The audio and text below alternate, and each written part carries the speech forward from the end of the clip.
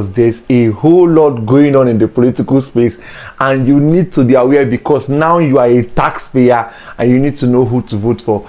In this video, I'm going to be specifically discussing Mr. Peter Obi, the people's man, the messiah, the man who people think can bring true change to this country and fix the problem the country has.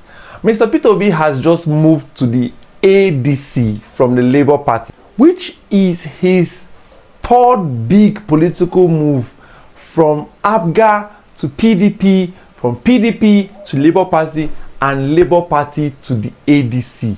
And that has created a wide spark of reaction all over the country.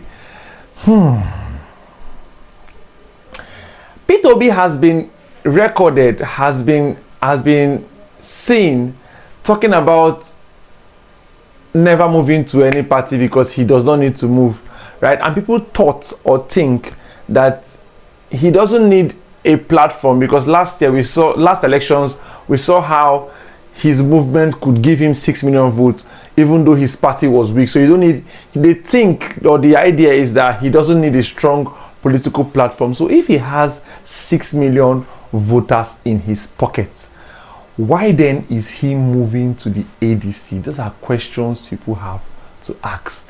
There's a lot of questions critics are asking, and one of them is Peter Obi has said that he wants to build a new Nigeria. He wants to tear down the structure of criminality. He wants to build a new Nigeria. A new Nigeria is possible. Now we are asking, critics are asking, are you going to build a new Nigeria with those people who destroyed the country and are only building a coalition because they are no longer in government? People who have been in government since 1999 and are now coming together with the sole aim of just overthrowing the government. You have a Rauf Aregbesola who, as Osun State Governor, owed pension according to the Osun State people, owed pension, paid workers half their salary, and also as the Minister of Interior, we only knew him as the public holiday minister. We never knew that the Ministry of Interior could do so much more, right? This is one of the men you have in your party, right? You also have a Rotimi Amechi, who, though as Transport Minister, Minister of Transportation, performed well because we saw the railways that were built, but then he has been in power since 1999 and he was part of the past government that you claimed as Peter Obi, you claimed that you want to change, right? Why are you working with the same man who was part of the previous government that you want to change? You also have an El Rufai also, who your people, your fans, your supporters have dragged so much on social media, have created memes about him and all of that. Now you are working with him and your supporters will now be forced to also work with him. Now you also have an Atiku Abubakar who has been hustling and looking for the presidential ticket since 2007. Are you going to defeat an Atiku Abubakar in that coalition, or are you just going to put your supporters at a place where they have to settle for less with the vice presidency? These are questions people are asking, right? They are also asking, sir, if you cannot fix the problem in Labour Party, how then can you fix the problem of Nigeria, which is way bigger than the Labour Party?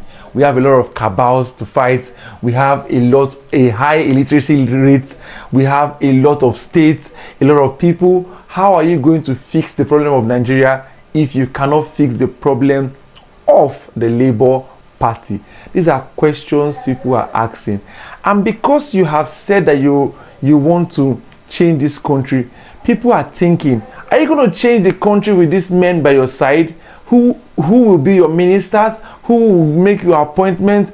Are these not the same cabals that people are trying to defeat? You have a Malami who is standing in the EFCC for a fraudulent case. You have people in your party that Nigerians do not believe in their ideologies. They are in your party. So what are you selling this time around? What are you selling? People want to understand what you are selling and understand what the movement is all about this year, right?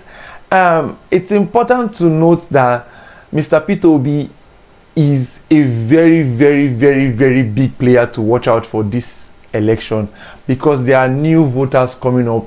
The last election was 4 years ago, and of course we've seen people cross the age limit of 18 years old.